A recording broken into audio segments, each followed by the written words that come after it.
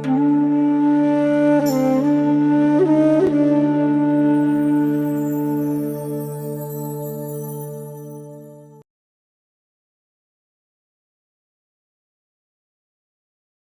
व्यक्ति ईश्वर संग योग प्राप्त कर सकता है। ये उसका अधिकार है। ये मनुष्य का अधिकार है। तो देरी क्यों हो रही है? देरी बस इतनी है कि तुम्हारी बुद्धि कब निश्चल होगी। जिस दिन बुद्धि निश्चल होगी उस दिन तेरा योग स्थापित हो जाएगा। इच्छा तो आ गई, ईश्वर से जुड़ने की शुद्ध इच्छा। निश्चल नहीं हो रही बुद्धि। बुद्धि कंफ्यूज है, बुद्धि भटका रही है। समर्पण करूं ना करूं,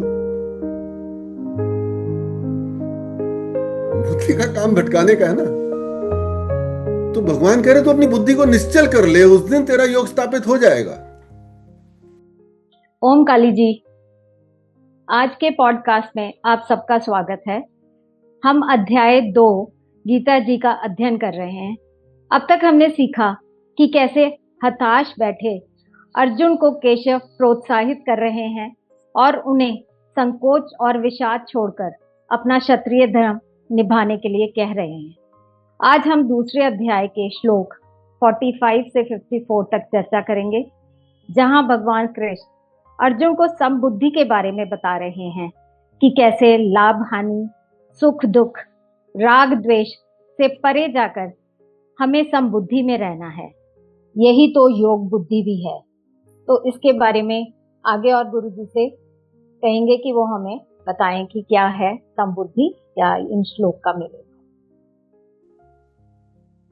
ओम काली जी, मैं नंदी जी से निवेदन करूंगा कि वो 45 श्लोक का शुभारंभ करें।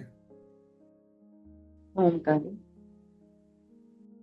त्रैगुण्य विषया वेदा निस्त्रैगुण्यो भवार्जुन, निर्द्वन्द्वो नित्यसत्त्वस्थो निर्योगक्षेम आत्मवान।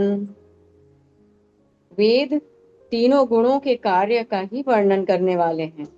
हे अर्जुन, तू तीनों गुणों से रहित हो जा, राग द्वेष द्वंद्वों से रहित हो जा, निरंतर नित्य वस्तु परमात्मा में स्थित हो जा, योगक्षेम की चाहना भी मत रख और परमात्मा परायण हो जा। इस श्लोक में भगवान अर्जुन से कह रहे हैं कि तुम ना तीनों गुणों के परे हो जाओ। 3 गुण कौन से हो गए? रजस, तमस और सत्व। सत्व भी हमें संसार से बांधता है, क्योंकि सत्व से हमें आनंद की अनुभूति होती है, हमारा जीवन अच्छे से गुजरने लग जाता है। तो वो भी हमें बांध रहा है कि हम सत्व कर्म कर रहे हैं, जो भी सत्व से जुड़ा है वो कर रहे हैं, लेकिन उसके प्रति भी हमारे पास एक एक्सपेक्टेशन हो जाती है कि हम आनंद की प्राप्ति करेंगे, हमारी सारी परेशानियां खत्म हो जाएंगी, हमारे सारे रोग मुक्त हो जाएंगे। और जो रजस है वो हमारे को सुख दुख में बांध रहा है। तो ये जो सुख दुख है हम आगे चल के समझेंगे, उसका जो स्वरूप है वो दुखी है। क्योंकि जिसे हम सुख समझ रहे हैं कि ये सुख देने वाला है, वो वास्तव में बहुत सारे दुखों का भी कारण बन जाता है। क्योंकि वो हमारे जो भोग हैं उसके प्रति जो हमारी लालच है, जो हमारी इच्छाएं हैं, उससे हम जुड़े पड़े हैं। तो हम संसारी जो हैं, वो जो रजस है वो हमें संसार में बांध देता है। और जो तमस है वो तो आप सब जानते ही हैं, वो हमारे अंदर अंधकार के कारण मूर्खता लेके आते हैं, हम मूर्ख हो जाते हैं। तो तीनों स्थितियों में हम लोग संसार से बंध रहे हैं। तो भगवान अर्जुन को कह रहे हैं कि तुम 3 गुण हैं उनसे परे जाओ, गुणों के परे जाओ, गुणातीत हो जाओ। क्योंकि जो परमात्मा है और जो आपकी आत्मा है वो दोनों ही गुणों के परे हैं, वो दोनों ही गुणातीत है। तो जब तक आप अपने आत्मा का स्वरूप नहीं बनोगे, आप परमात्मा से नहीं मिल पाओगे। साथ में वो उनको ये भी कह रहे हैं कि जो राग और द्वेष है उसको भी तुम छोड़ दो। ये राग और द्वेष क्या हुआ? राग हो गया हमें किसी चीज के प्रति कोई स्नेह है, कोई हमारे को चीज को हम पसंद करते हैं, हमारी कोई अटैचमेंट है, हमारी आसक्ति है। वो जो राग है वो साथ में एक द्वेष की भी स्थिति क्रिएट करता है कि अगर हमें किसी से राग है तो जो दूसरा है उससे हमें द्वेष होगा। कि जैसे अगर ये मेरा घर है तो दूसरे का घर वो अलग है, उससे मुझे द्वेष हो सकता है। इसका घर ज़्यादा बड़ा है, इसका घर ज़्यादा सुंदर है, इसका घर का रास्ता ऐसा है कि मेरे घर का रास्ता में अड़चन आती है। कोई भी बात हमारे मन में आ सकती है। तो हमने क्या किया, संसार को दो चीज़ों में बांट दिया। तो जो हमारी अपनी है उससे राग हो गया, और जो इसको हम अपना नहीं मानते उससे द्वेष हो गया। अब जैसे ही हमारे अंदर राग और द्वेष आया तो क्या हुआ, जो द्वेष आया, जो हमें चीज अच्छी नहीं लग रही, तो हमने ईश्वर की उपेक्षा कर दी। कैसे?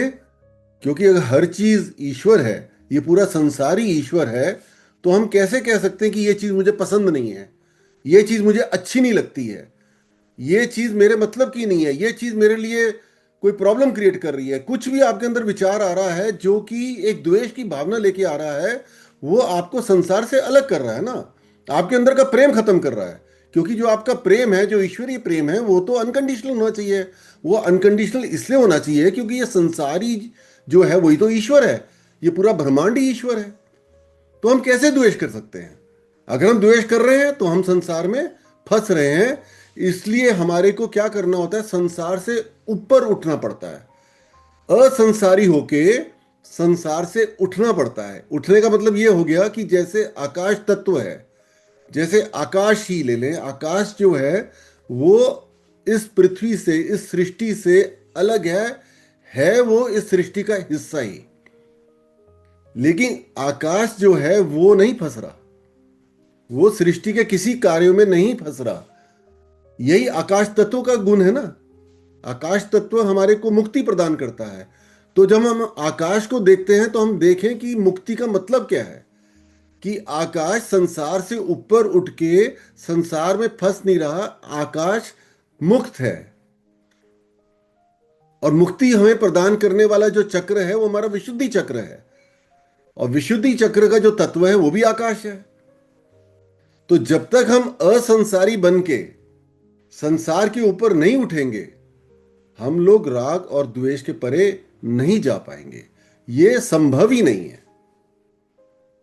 इसीलिए भगवान अर्जुन से कह रहे हैं कि तुम इस राग द्वेष के भी परे जाओ, तुम राग और द्वेष के भी परे जाओ, उससे भी मुक्त हो जाओ। कोई भी द्वंद्व है उसको तुम छोड़ दो, क्योंकि कोई फर्क ही नहीं है। हम कहते हैं कोई जड़ है और चेतन है, हम कहते हैं नित्य है अनित्य है, हम कहते हैं कोई नाशवान है कोई अविनाशी है, हम कहते हैं सत्य है असत्य है।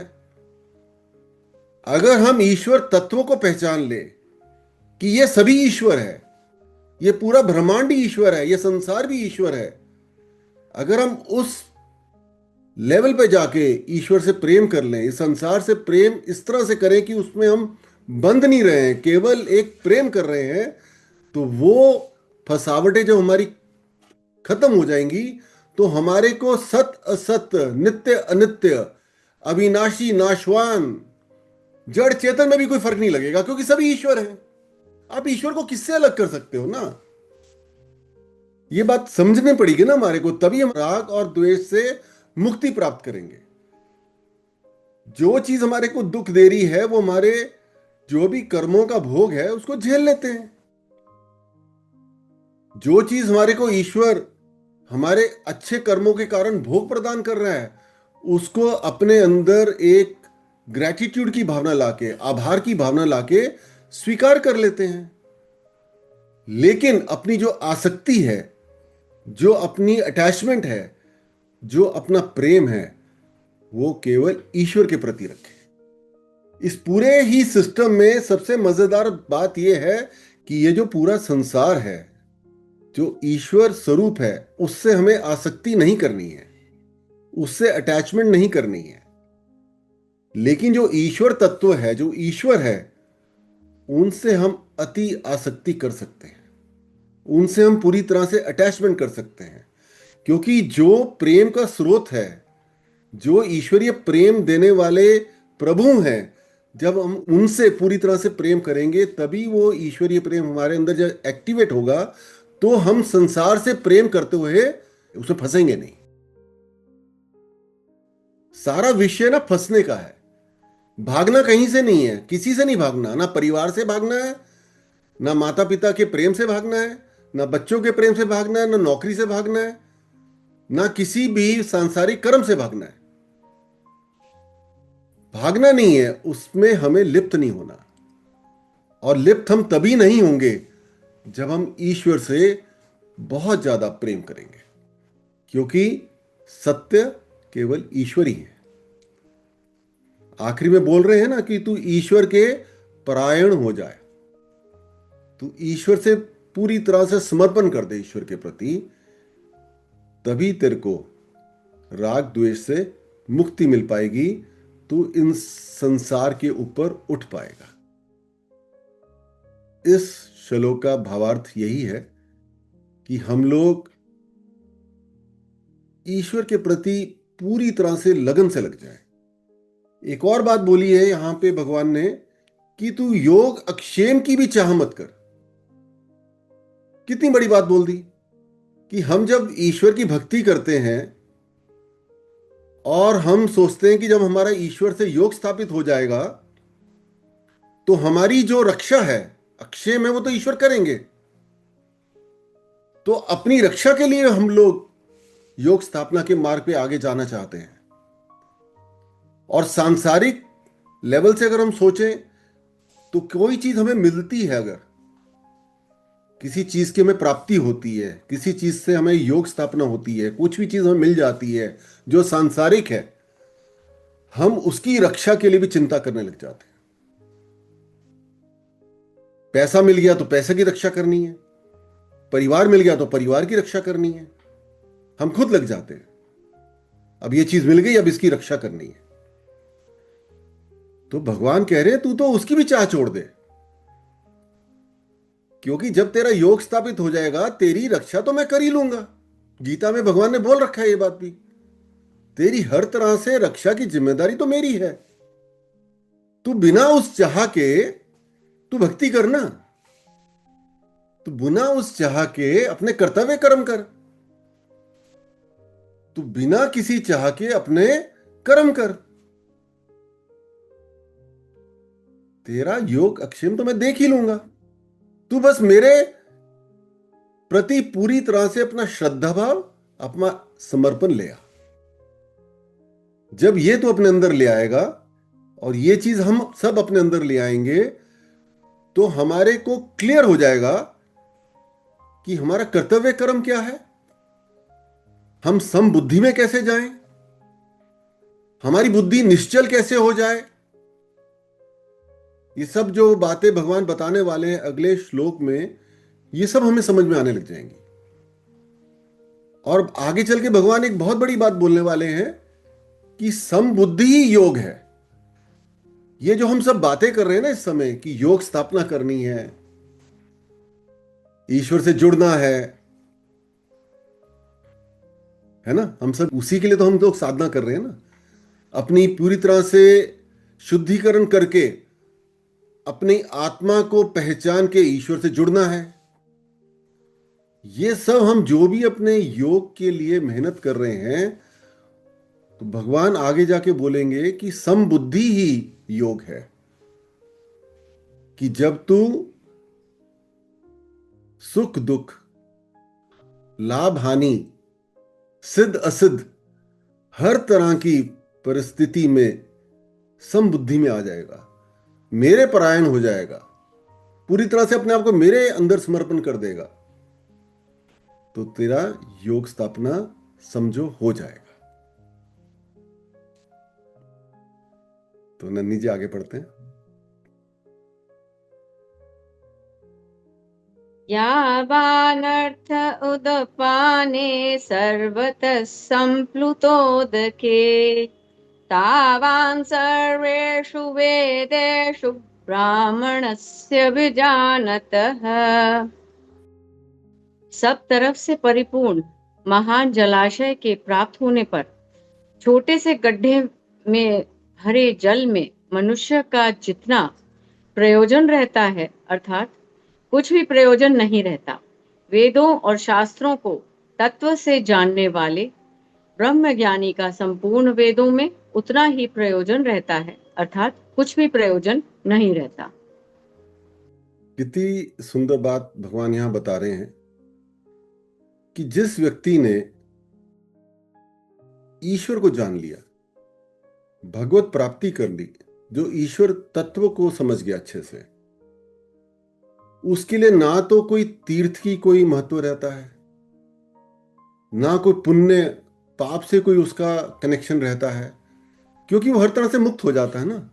इसका मतलब ये नहीं है कि हमें तीर्थ नहीं करने, हमें अच्छे काम नहीं करने, हमें सेवा नहीं करनी, लेकिन जब हमारे अंदर ईश्वर तत्व जागृत होगा तभी हम लोग इन सारे अच्छे कर्मों को बिना किसी लालच के करेंगे।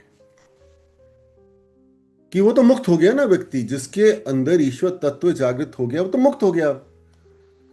तो उस मुक्ति की स्थिति तक जाने के लिए ही हमको अपने सारे सत्कर्म करने हैं, और जब हम उस स्थिति में पहुंच गए तो हम मुक्त हो गए।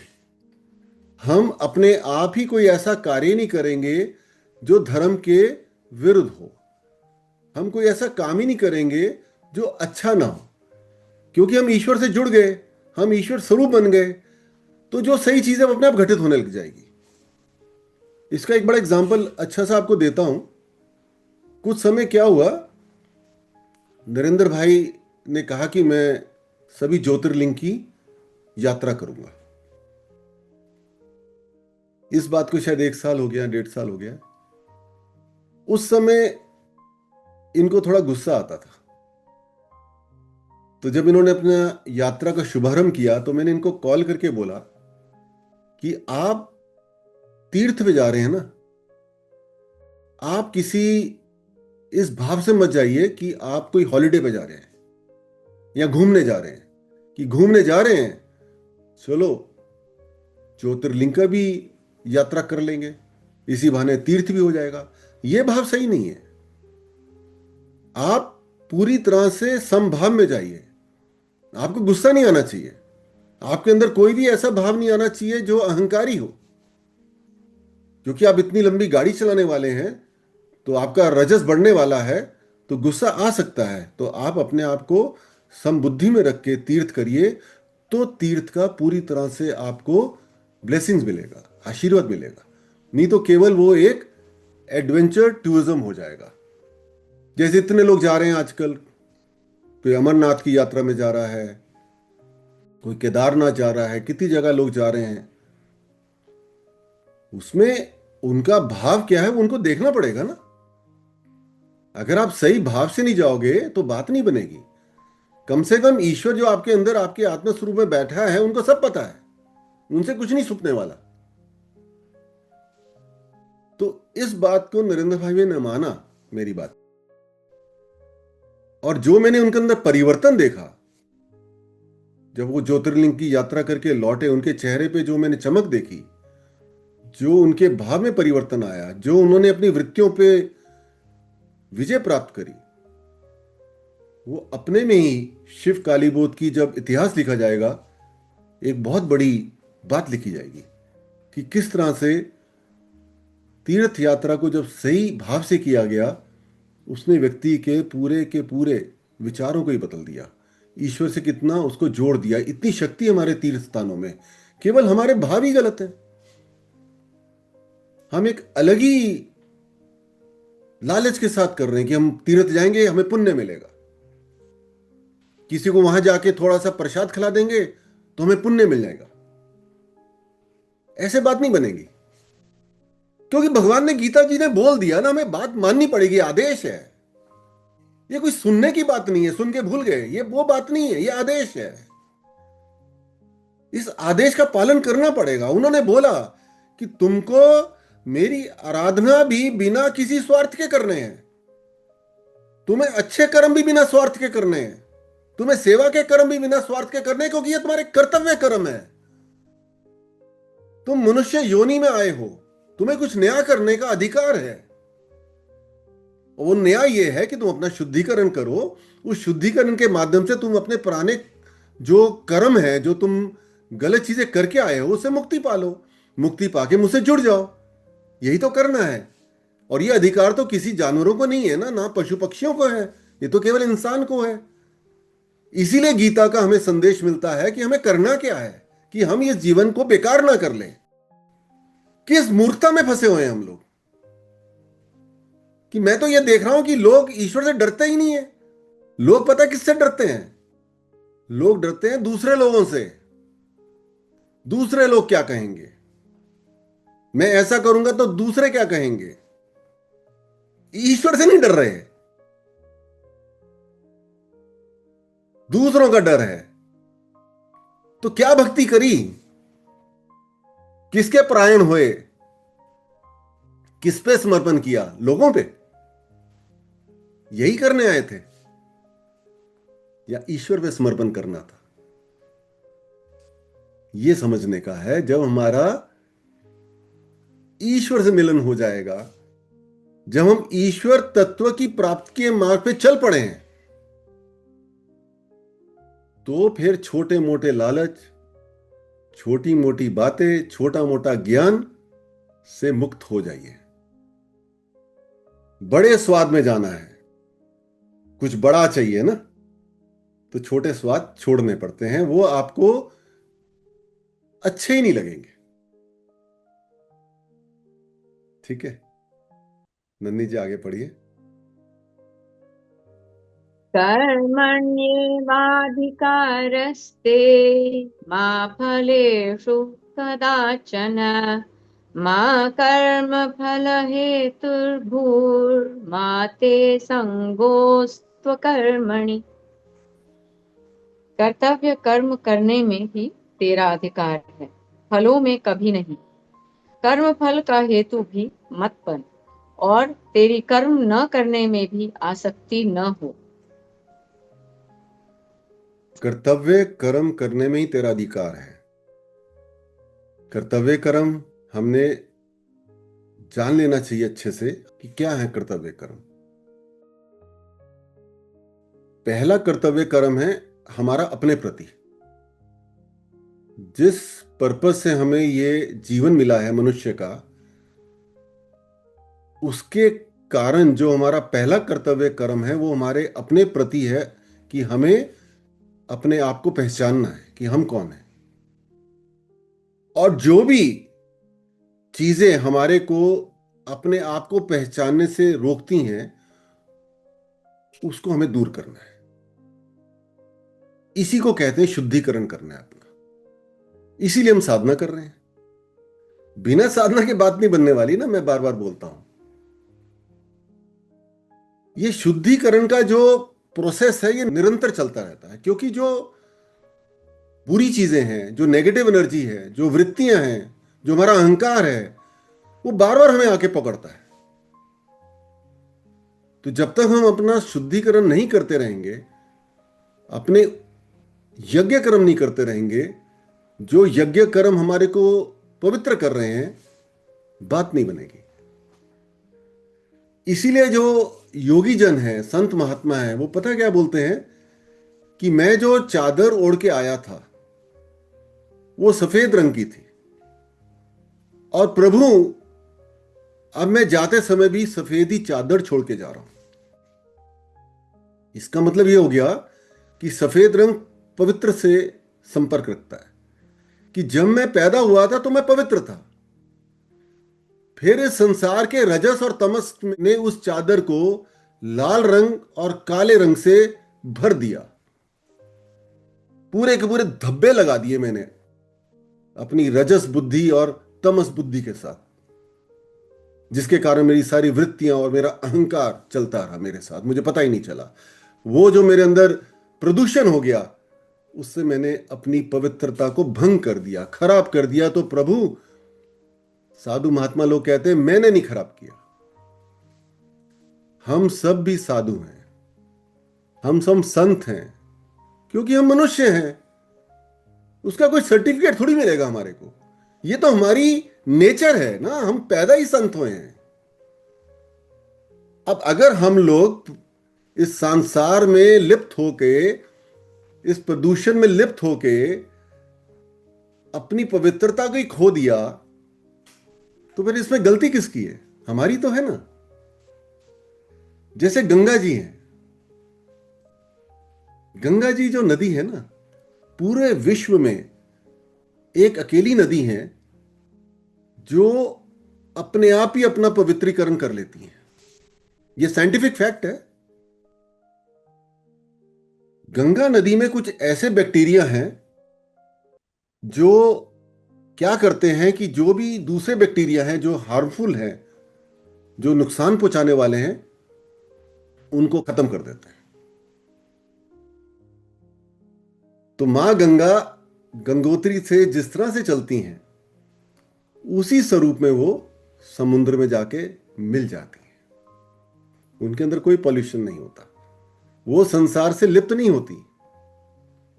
उनके अंदर अपनी शुद्धिकरण करने की शक्ति ईश्वर ने दे रखी है, क्योंकि वो स्वयं ही ईश्वर है। वही तो मां पार्वती हैं, वही तो काली हैं। और वही मां गंगा हमारे भीतर, हमारी कुंडलनी मां बन के जब हमारे सहस्त्रार पे आती हैं, और वो जो सहस्त्रार में आने के बाद जो चैतन्य की लहरें हैं, वो जब हमारे सहस्त्रार से निकल के हमारे पूरे शरीर को ढक लेती हैं, तो अंदर से और बाहर से वो भी हमारा पवित्रीकरण कर देती हैं। क्लियर हुई ना बात आपको? तो हमारा कर्तव्य कर्म है कि हमें मां गंगा के जैसा बन के, क्योंकि वही हमारी मां है, वही काली है, वही पार्वती है, वही हमें सिखा रही है कि जिस तरह से मुझे अपना पवित्रीकरण करने की शक्ति प्रदान है, वो आपको भी प्रदान है, क्योंकि मैं स्वयं आपके बीच में विराजमान हूं। आप अपने कर्तव्य कर्म करके मुझे एक्टिवेट तो करें, और जब मैं एक्टिवेट हो जाऊंगी मैं आपका ध्यान रख लूंगी।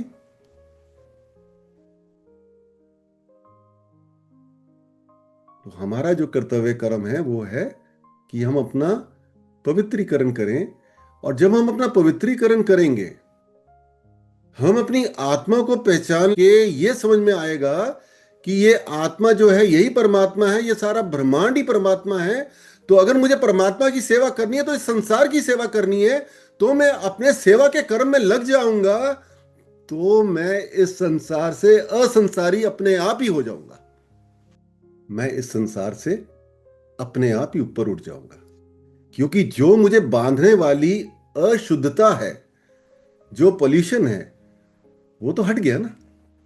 तो मुझे अपना कर्तव्य कर्म पूरी तरह से समझ आ गया, तो मैं करने लग जाऊंगा। इसका मतलब ये नहीं हुआ कि मेरे जो दिनचर्या के कर्म हैं वो मैं छोड़ दूंगा। वो तो करना ही है, जीवित रहने के लिए वो करते रहेंगे। वो तो कर्तव्य कर्म नहीं है। लेकिन कर्तव्य कर्म यह है कि अपने शुद्धिकरण के माध्यम से हम अपने स्वरूप को पहचाने, और अपने स्वरूप को पहचान के हम इस सत्य को जान जाएंगे कि ये पूरा ब्रह्मांड ही ईश्वर है, और ईश्वर को प्रसन्न करने के लिए मुझे अपनी सेवा के कर्म करने होंगे। हम अपने आप करने लग जाएंगे। क्लियर हुआ आपको? और भगवान आखिरी में बोलते हैं कि तू ऐसा भी मत कर कि तू सोचे कि मैं कर्म ही नहीं करूंगा, क्योंकि अगर तू कर्म नहीं करेगा तो तेरा तमस बढ़ जाएगा, तू आलस्य में चला जाएगा, वो तो तुझे और अंधकार में धकेल देगा। तो वो भी भगवान ने उसको मना कर दिया, क्योंकि अर्जुन ने बोला था ना मैं युद्ध नहीं लड़ूंगा। ये नहीं चलेगा, आपको अपने कर्तव्य कर्म करने होंगे ना, अपने शुद्धिकरण के कर्म, सेवा के कर्म। बचने की कोशिश मत करिए, दिल छोटा मत करिए कि सेवा करेंगे तो अपना समय देना पड़ेगा, अपना पैसा लगाना पड़ेगा। अरे पैसा देने वाला वो, समय देने वाला वो, हर चीज का अधिकारी वो, अगर अपनी मर्जी से नहीं दोगे वो समय, तो उस समय को हॉस्पिटल में लगाना पड़ेगा, कोर्ट कचहरी में लगाना पड़ेगा, किसी एक्सीडेंट में लग जाओगे तो वहां लगाना पड़ेगा, सड़क पे लेटे लेटे। बचने नहीं वाले। तो अपनी मर्जी से अपने कर्तव्य कर्म करें ना, वही आपको आनंद प्रदान करने वाले हैं और वही आगे चल के आपको मुक्ति प्रदान करने वाले हैं। बिना कर्म किए भी नहीं चलेगा। इसका मतलब ये हो गया, बिना कर्तव्य कर्म किए आपकी गति नहीं है। बिना कर्तव्य कर्म करे आपकी गति नहीं है। इन दुखों से नहीं निकल पाओगे, इस मरण और जीवित होने के साइकिल से नहीं निकल पाओगे, फिर यहीं वापस आओगे इन्हीं चीज में फंसने के लिए। तो क्यों ना हम लोग श्रेष्ठ बुद्धि में जाके इन बातों को समझ के, क्योंकि भगवान ने बोल दिया ना, अपने जीवन में उतार लेते हैं। इतना ही तो करना है। और मार्गदर्शन करने के लिए तो मैं बैठा हूं आपके पास। ठीक है, आगे बढ़े नंदी जी। योगस्थः कुरु कर्माणि संगं त्यक्त्वा धनञ्जय, सिद्ध्य सिद्ध्योः समो भूत्वा समत्वं योग उच्यते। हे धनंजय, तू आसक्ति का त्याग करके सिद्धि असिद्धि में सम होकर योग में स्थित हुआ। कर्मों को कर, क्योंकि समत्व ही योग कहा जाता है। कितनी बड़ी बात बोल दी भगवान ने कि समबुद्धि ही योग है। तो भगवान अर्जुन को कह रहे हैं, तू ये सिद्ध असिद्ध का त्याग कर, ये सही नहीं है, वो सही नहीं है। तू योग में रहना, तू मेरे साथ जुड़ गया है, जो मैं बता रहा हूं वो करना।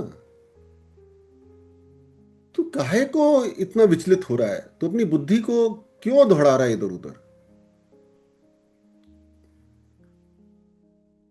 तो हर तरह की स्थिति में तू समबुद्धि में आ जा, सुख दुख में भी समबुद्धि में आ जा। सुख दुख में कैसे आएंगे समबुद्धि में? इसको इस तरह से समझिए, सपोज किसी को खुजली की बीमारी हो जाती है। अब जब खुजली की बीमारी हो जाएगी तो वो क्या करेगा? खुजली करेगा, वहां पे जहां भी खुजली हो रही है उसको आराम मिलेगा। तो आराम मिलेगा मतलब उसको सुख मिलेगा, तो वो और अच्छे से खुजली करेगा कि खुजली की बीमारी है, मुझे सुख चाहिए। लेकिन वही खुजली करना उसके वहां जलन भी पैदा करेगा, और जब जलन पैदा होगी तो वही जो चीज उसको सुख दे रही थी वो उसके दुख का कारण बन जाएगी। तो क्या हुआ? खुजली की बीमारी में जब हमने खुजली करी और उसके कारण हमारे को जब जलन हुई, तो वो जो सुख था हमारे दुख का कारण बन गया, तो वो दुख स्वरूप हो गया। इसी तरह हम जीवन में जो भी सुख भोग रहे हैं, हमें लग रहा है ये सुख है, और उसको भोगने में लगे रहते हैं।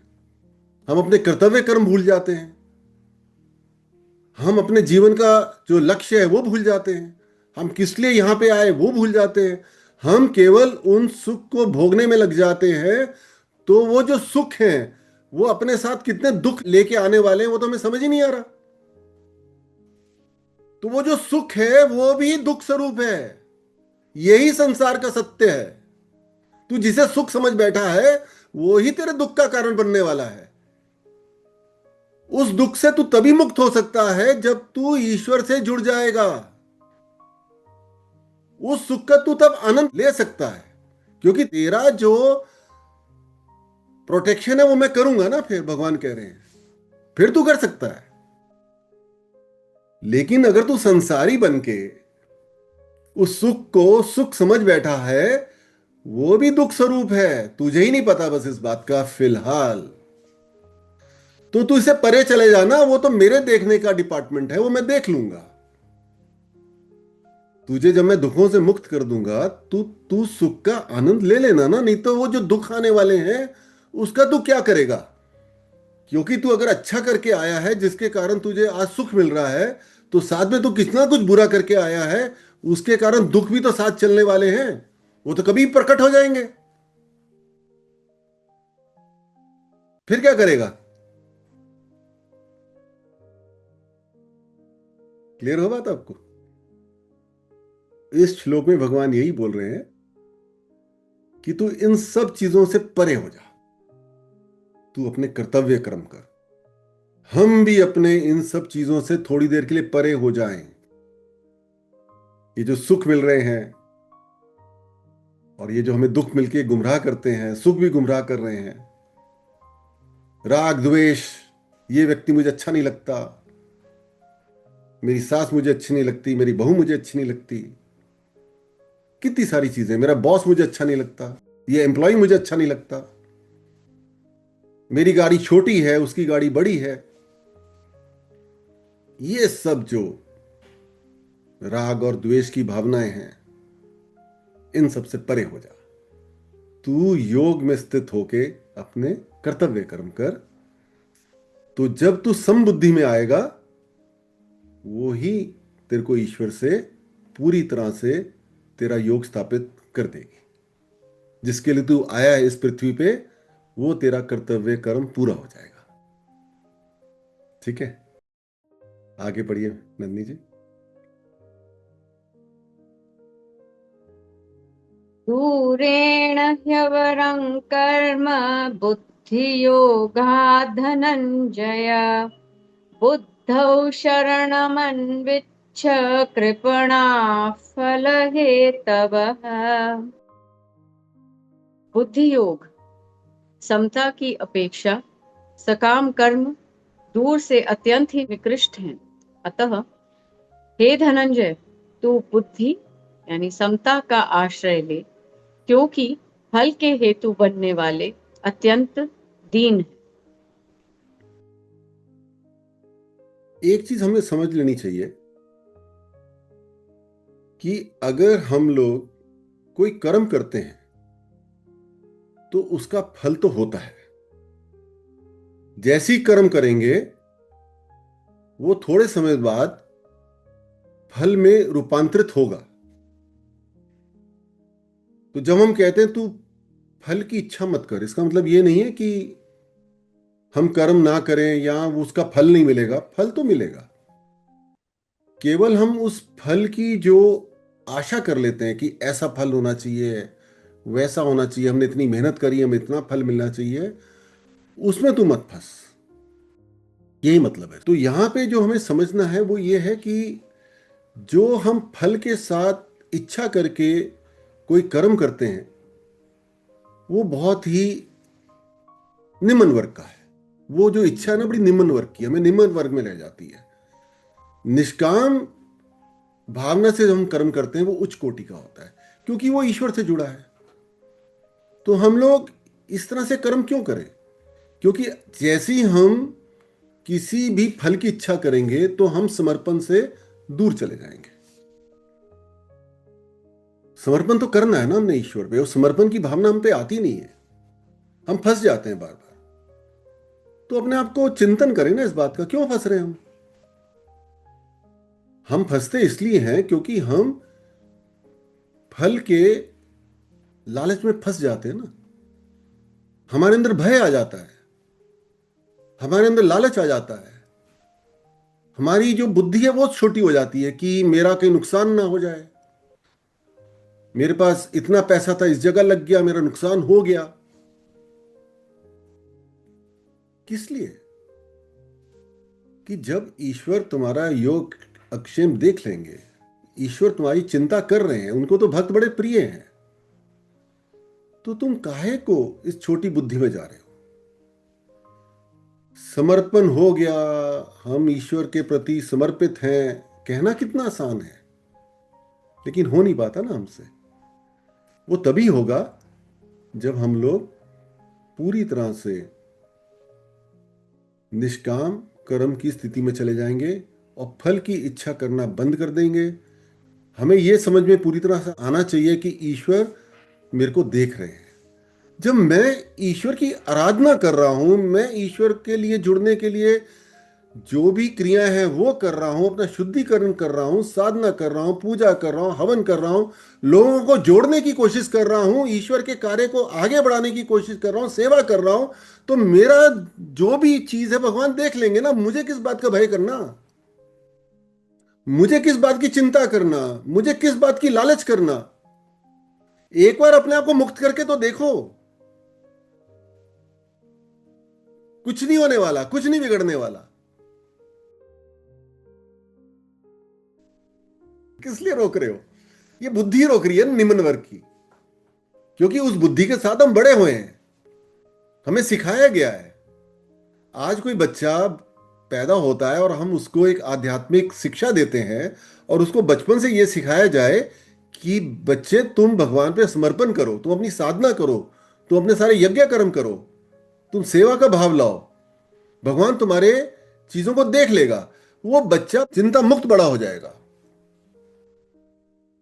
उस बच्चे को हमें ये सब समझाने की जरूरत नहीं पड़ेगी, क्योंकि उसके माइंड में हमने कोई प्रदूषण चिंता वाला डाला ही नहीं,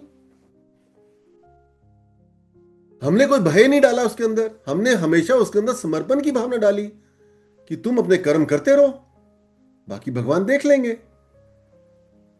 लेकिन क्योंकि वैसा हमें नहीं बनाया गया, तो हमें ये सब चीजें अपने अंदर लानी पड़ रही हैं, और उसके लिए हमारे को ईश्वर पूरी सहायता कर रहे हैं ना, हमारे को पूरा आगे बढ़ा रहे हैं। तो हमें क्या चीज रोक रही है? हम भगवान से और कितना प्रूफ मांगे? ये तो मेरे लिए विशेष चिंता का विषय है कि मां काली इतने हमारे को प्रणाम देती है अपने उपस्थिति के, इतने हमारे साथ चमत्कार करती है, ऐसी ऐसी सिचुएशन से हमें निकाल देती है जो हमारे अपने ही भोगों के कारण आए थे और उन्होंने उनसे हमें मुक्त कर दिया। फिर भी अगला जब हमारे अंदर एक सिचुएशन फेस करने की चैलेंज आता है, हम फिर से हार जाते हैं, हम उस परीक्षा में फेल हो जाते हैं। क्यों? फिर से भय आ जाता है, फिर से बुद्धि चलाने लग जाते हैं। ठीक है, इसलिए हम लोग निम्न बुद्धि में मत जाएं, सकाम कर्म की बुद्धि में मत जाएं, निष्काम कर्म में जाएं, क्योंकि वो श्रेष्ठ है। उसी से हमारे को ईश्वर संग योग स्थापना होने का जो ब्लेसिंग्स है वो मिलेगा। हाँ जी नंदी जी, आगे बढ़िए। बुद्धि युक्तो जहातीह उभे सुकृत दुष्कृते तस्माद् योगाय युज्यस्व योग कर्मसु कौशलम। बुद्धि समता से युक्त मनुष्य यहाँ जीवित अवस्था में ही पुण्य और पाप दोनों का त्याग कर देता है। अतः तू योग समता में लग जा, क्योंकि कर्मों में योग ही कुशलता है। कर्मों में योग ही कुशलता है। जो समझदारी है वो इसी में है कि हमको अपने अस्तित्व से जुड़ना है, ईश्वर संग योग स्थापना करनी है हमारे को। क्यों भटके पड़े हैं ना हम लोग? भगवान कह रहे हैं कि यही कुशलता है, यही समझदारी है, यही तेरी खुशहाली का रास्ता है कि तू अपना योग स्थापित कर। क्योंकि जो आत्मा है ना, वो तो पाप और पुण्य के परे है। तो अगर तू अपने गुणों में बंधा रहेगा तो तू पाप और पुण्य में फंसा रहेगा। तो जिस व्यक्ति का योग स्थापित हो जाएगा वो पाप और पुण्य से परे चल जाएगा। इसको एक और तरह से समझिए कि अगर हम ये कहते हैं पूरा संसार ही ईश्वर है, ये ब्रह्मांड ईश्वर है, हम कहते हैं ना, तो उस ब्रह्मांड में जो कुछ हो रहा है, अच्छा या बुरा, अगर ईश्वर वो कर रहे हैं, अच्छा और बुरा अगर ईश्वर कर रहे हैं, तो उस पाप और पुण्य से ईश्वर को भी लिप्त होना चाहिए था। लेकिन ईश्वर तो लिप्त नहीं हो रहे ना, क्योंकि वो तो असंसारी है, वो तो संसार के है ही नहीं है, क्योंकि वो गुणों से परे हैं, गुणातीत हैं, उनको गुणातीत कहा जाता है। जो हमारी आत्मा का स्वरूप है, हमें भी गुणातीत होना है ना, तो हम भी तब और पाप और पुण्य के परे हो जाएंगे। छोटी छोटी बातें होती हैं, साधक लोग चिंता करने लग जाते हैं, हम ऐसा करेंगे तो हमारे को कोई पाप ना लग जाए, हमारी साधना खराब ना हो जाए। अरे आप क्यों चिंता कर रहे हो? आप गुणों के परे जाओ, आप ईश्वर में पूरी तरह से समर्पण कर दो। जब आप ईश्वर से इतना प्रेम कर लोगे, गुणों के परे जाने की स्थिति प्राप्त कर लोगे, तो कोई भी पाप आपकी साधना को खराब नहीं करेगा जो आप पाप कह रहे हो। और जो भी पुण्य है वो कोई आपका लालच नहीं बनेगा।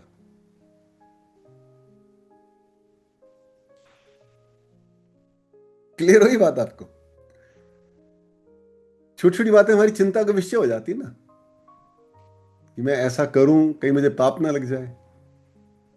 आप चिंता ना करें, आप ईश्वर प्रेमी बने, ईश्वर मुखी बने, ईश्वर से आसक्ति करें, ईश्वर के परायण हो जाएं, तो कोई पाप और कोई पुण्य आपको छुएगा नहीं, क्योंकि आप मुक्त हो जाएंगे। इस जन्म मरण के साइकिल से मुक्त हो जाएंगे। जन्म मरण के साइकिल से मुक्त होने का मतलब मेरे ख्याल से यह नहीं है कि आप दोबारा से जन्म नहीं लेंगे। लेंगे ना हम सब जन्म। जब जन्म लेंगे तो भी मुक्त होंगे, ईश्वर के कार्य करेंगे, बचपन से ही उस रास्ते पे चलेंगे। बचपन से ही जो भोग हैं उनके बीच रहते हुए हम लोग ईश्वर के कार्य करेंगे, इस जीवन का आनंद लेंगे, और जो मनुष्य जीवन है उसको पूरी तरह से जी लेंगे। अभी कौन जी रहा है? मुर्दे हैं सारे के सारे, मरे पड़े हैं, ना अपने, ना परिवार के, ना ईश्वर के। सोच रहे हैं हम परिवार का बहुत ध्यान रख रहे हैं। सारा तो राग द्वेष फंसा हुआ है, सारा लालच फंसा हुआ है, मस्तरे फंसा हुआ है, परिवार के प्रति पक्षपात फंसा हुआ है। कहां से मुक्त हो? क्या कर रहे हो? सोचो ना इस बात को। तो जहां प्रेम में कोई भी पक्षपात ना हो, प्रेम में कोई मत्सर्य ना हो, प्रेम में कोई भी एक्सपेक्टेशन ना हो, उस तरफ चलते हैं ना। और हम तभी जा पाएंगे जब हम समबुद्धि हो जाएंगे, तभी हम ईश्वर के किसी काम आ सकेंगे। ठीक है, आगे बढ़िए नंदी जी। कर्मजं बुद्धियुक्ता हि फलं त्यक्त्वा मनीषिणः जन्मबन्धविनिर्मुक्ताः पदं गच्छन्त्यनामयम्। कारण की समता युक्त बुद्धिमान साधक कर्मजन्य फल का अर्थात संसार मात्र का त्याग करके जन्म रूप बंधन से मुक्त होकर निर्विकार पद को प्राप्त हो जाते हैं। निर्विकार रूप को प्राप्त हो जाते हैं। निर्विकार का मतलब क्या हुआ? जिसमें कोई विकार नहीं है ना? तो निर्विकार कौन है? ईश्वर का भी नाम है। हम ईश्वर को कहते हैं वो निर्विकार है। तो भगवान ये कह रहे हैं कि ये जो कर्मों के कारण तू जो सकाम कर्म से बंधा हुआ है, सकाम कर्म का मतलब हो गया कि मेरे को कुछ लालच के साथ में जो कर्म करता हूं, चाहे वो मेरे दिनचर्या के कर्म हो, चाहे वो मेरे कर्तव्य कर्म हो, क्योंकि वो जो लालच है तुझे उनमें बांधेगा ना। तू उसमें अच्छा बुरा ढूंढेगा, उसमें लाभ और हानि ढूंढेगा। तो वो जो सकाम कर्म है उसके कारण तू बनता है। तो अगर तू निष्काम कर्म करेगा तो तू निर्विकार की स्थिति प्राप्त करेगा। निर्विकार का मतलब हो गया तू ईश्वर स्वरूप बन जाएगा। तेरे अंदर सारे विकार खत्म हो जाएंगे। विकार रहेंगे कहां?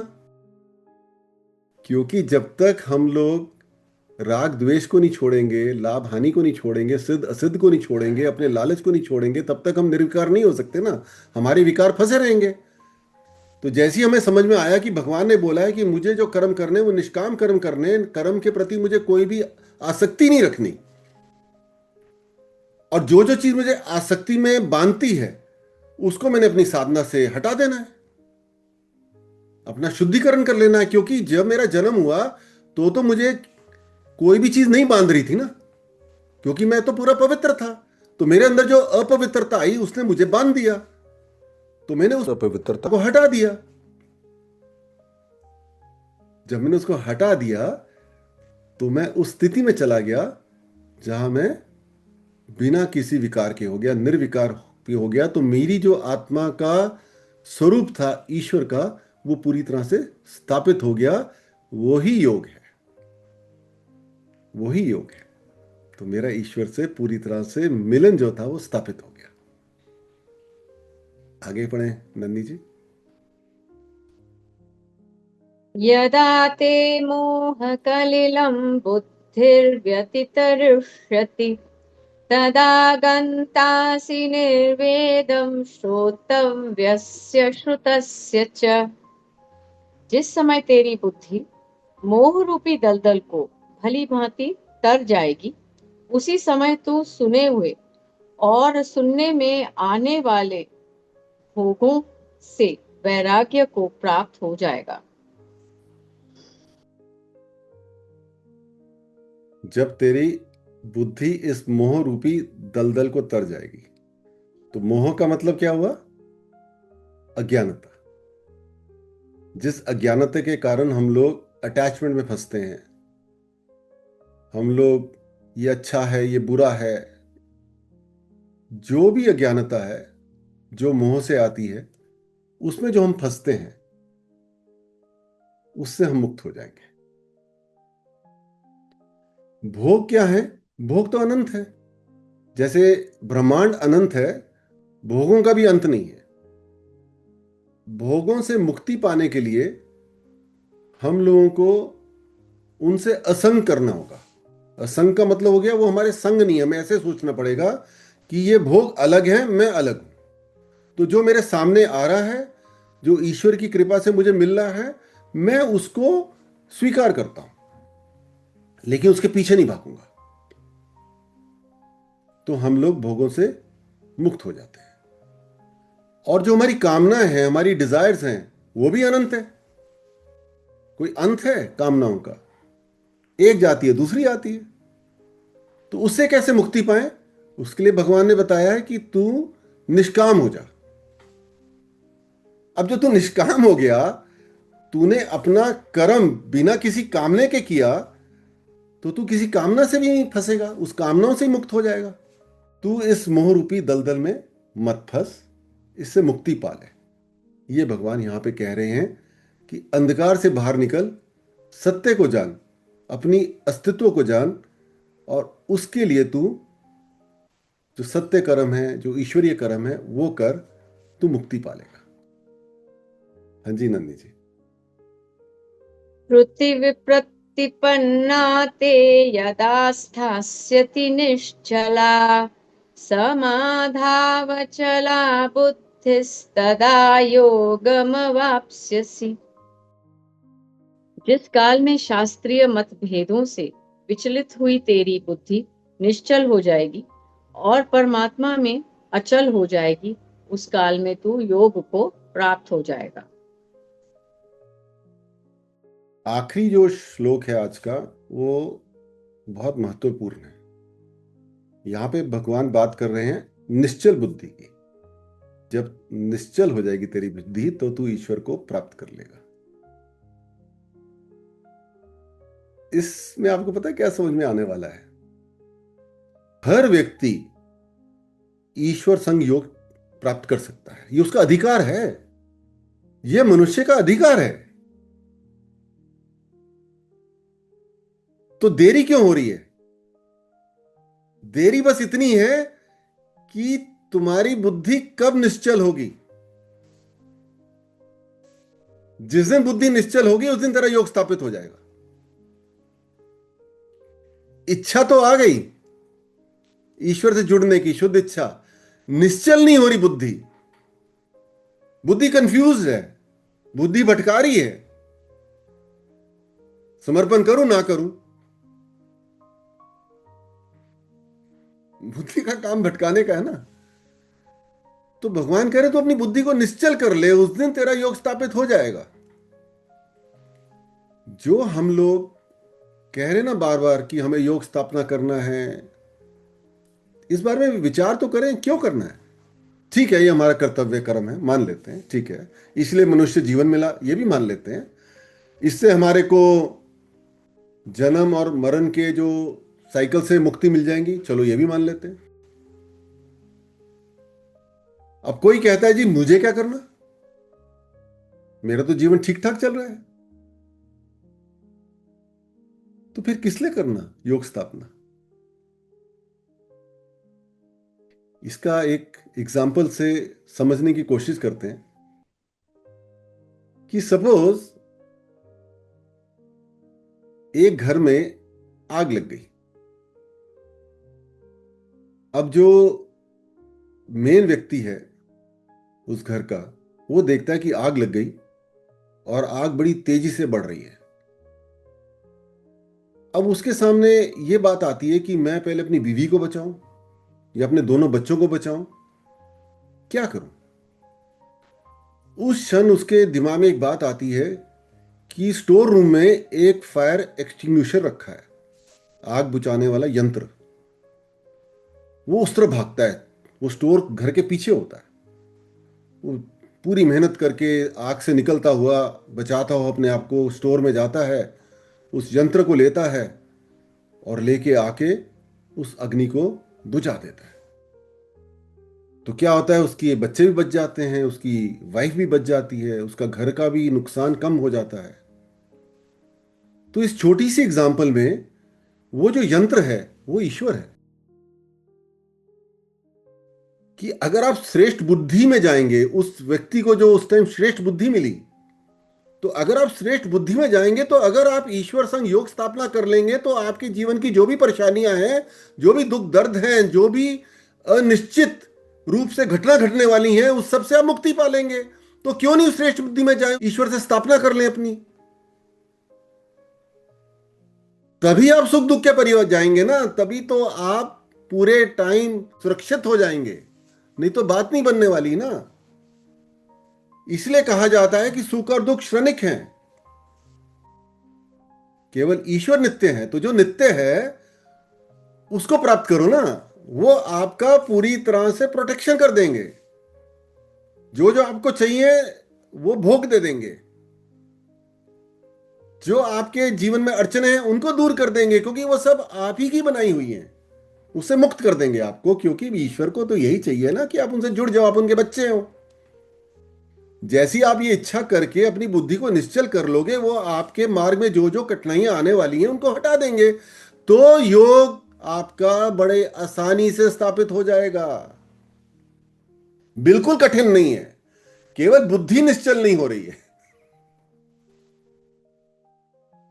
बुद्धि निश्चल नहीं हो रही है, नहीं तो ये कार्य इतना कठिन है नहीं। भला जो हमारे परम पिता परमेश्वर हैं, वो अपने बच्चों को अपने जोड़ने का मार्ग कठिन क्यों रखेंगे? बुद्धि को निश्चल ही तो करना है बस, भगवान ने बोल दिया ना, तो कर लेते हैं।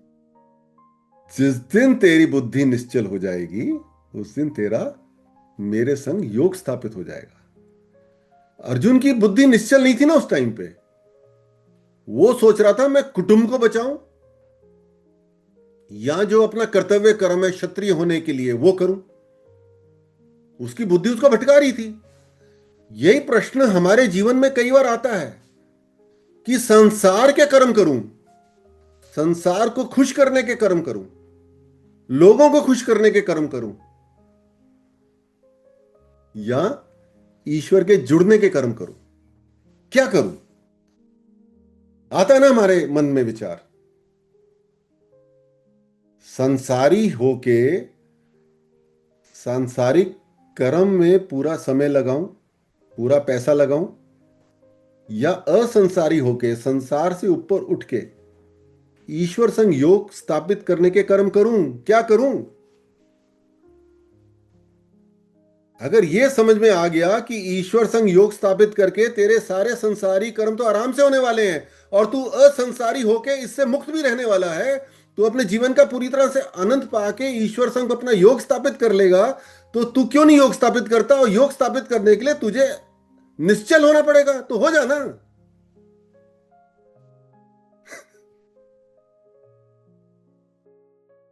क्या विडंबना है? तू युद्ध लड़ना, तेरे को मैं देख लूंगा, तेरा अच्छा बुरा मैं देखने वाला हूं पीछे। वो उसका कर्म था, वो उसका धर्म था अर्जुन का। हमारा क्या है? हम अपने कर्तव्य कर्म, अपने शुद्धिकरण के कर्म करें, अपने यज्ञ कर्म करें और सेवा करें। बिना सेवा के बात नहीं बनने वाली। जब तक आप संसार को ईश्वर मान के संसार से उस तरह से प्यार नहीं करेंगे कि वो ईश्वर स्वरूप है, सब हर चीज, ये पेड़ पौधे, ये जीव जानवर इंसान, हर चीज ईश्वर का स्वरूप है। जब तक हम उनसे प्रेम करके उनका ध्यान नहीं रखेंगे, हम ईश्वर को प्रसन्न नहीं कर पाएंगे। तो योग स्थापना तो दूर की बात है। क्लियर हुआ ना आपको? यही भगवान हमें यहां बता रहे हैं अर्जुन को, और हमारे लिए भी यही आदेश है कि तू निश्चल हो जा, बाकी मैं देख लूंगा। ये बुद्धि के परे चले जा। ये बुद्धि तुझे बार बार भ्रमित करती है। तो शिव कालीबोध में मां काली की कृपा से हमने इतने सारे चमत्कार देख लिए, अब क्यों ना बुद्धि निश्चल करें। एक टास्क लेते हैं अपने ऊपर, फिर देखें 6 महीने का टारगेट लेके कि जब मैं निश्चल होके अपनी छोटी सोच को छोड़ दिया, अपनी छोटे भय को छोड़ दिया, सेवा में लग गया, देखें क्या होता है। देखो, कोई नुकसान नहीं होने वाला, कोई कमी नहीं रहने वाली, बस वृत्तियां छूट जाएंगी सारी, और ईश्वर संग योग के मार्ग पर आप बहुत आगे बढ़ जाओगे। बिल्कुल मुश्किल नहीं है। ठीक है, एक बात मेरे बस दिमाग में थी आखिरी में, वो मैं आपको बताना चाहता था। निश्चल बुद्धि का एक मुझे बड़ा अच्छा एग्जाम्पल है हमारे शिव काली बोध में, वो मैं आपको देना चाहता हूं। क्या हुआ, 2 हफ्ते पहले मीना जी को बॉम्बे जाना पड़ गया। तो शनिवार का दिन था, उनकी फ्लाइट भी शनिवार की थी। मेरे मन में ये आया कि देखूं ये क्या करती हैं, क्या शनिवार का सत्संग करेंगी या नहीं करेंगी, उसको कंडक्ट तो ये करती हैं। और क्योंकि मुझे माया का भी प्ले करना है और महामाया का भी प्ले करना है, तो मैंने उनसे बोला कि मीना जी, आप फंक्शन में जा रही हैं, सगाई थी इनके परिवार में किसी बच्चे की, तो आप मत करिएगा सत्संग, कोई और कर लेगा।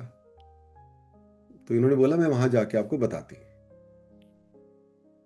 तो वहां जाके उनका मेरे पास मैसेज आया कि गुरुजी मैंने सारा प्रोग्राम एडजस्ट कर लिया है, मैं सत्संग करूंगी। ये हुई निश्चल बुद्धि कि अपने कर्तव्य कर्म को उन्होंने नहीं छोड़ा। अपने सांसारिक कर्म को करते हुए, उसको अपने हिसाब से एडजस्ट करते हुए उन्होंने अपने कर्तव्य कर्म को करा। ये मां की कृपा दर्शाता है कि कृपा होने लग गई, सही कर्म करने की कृपा होने लग गई। मां के महामाया रूप ने उनको माया से अपने आप ही दूर करना शुरू कर दिया। यह होता है कर्तव्य कर्म की महानता, कि जब ईश्वर कृपा होती है तभी हम कर पाते हैं, इसके बगैर नहीं हो पाता। ऐसे ही परसों मेरे बेटे की, क्योंकि रोका है और शाम को 6 बजे का ही समय है, हमें निकलना है, मैं भी नहीं छोड़ रहा अपना कर्तव्य कर्म। मैंने आज मीना जी को यही बोला कि हम 4 बजे करेंगे, सबको संदेशा दे देंगे कि 4 से 5 बजे कर लेंगे। बिना कर्तव्य कर्म किए मैं अपने सांसारिक कर्म कैसे ठीक से करूंगा, क्योंकि मुझे वहां भी ईश्वर की कृपा चाहिए ना। वो सारा कुछ अच्छे से कर देंगे, कोई परेशानी नहीं आएगी। तो क्यों ना श्रेष्ठ बुद्धि में रह के अपने कर्तव्य कर्म को प्रायोरिटी देके बाकी कर्म कर लेते हैं, हो जाएंगे अच्छे से। तो अब हम लोग आज का सत्संग यहीं कंप्लीट करते हैं। किसी का कोई प्रश्न हो या कोई उनको कुछ कहना हो तो मुझे बताएं। गुरुजी, ये माँ कृपा ही थी उस टाइम की, प्रोग्राम जो था सब उसी तरीके से हो गया कि वो टाइम मुझे खाली मिल गया घर के अंदर।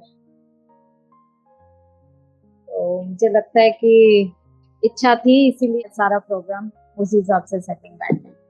हमने आज गीता के दूसरे अध्याय में हमने क्या सीखा, तो इसमें हमने सीखा कि भगवान कृष्ण अर्जुन से गुणातीत होने के लिए समझा रहे हैं, ईश्वर के प्रति समर्पण करने के लिए कह रहे हैं।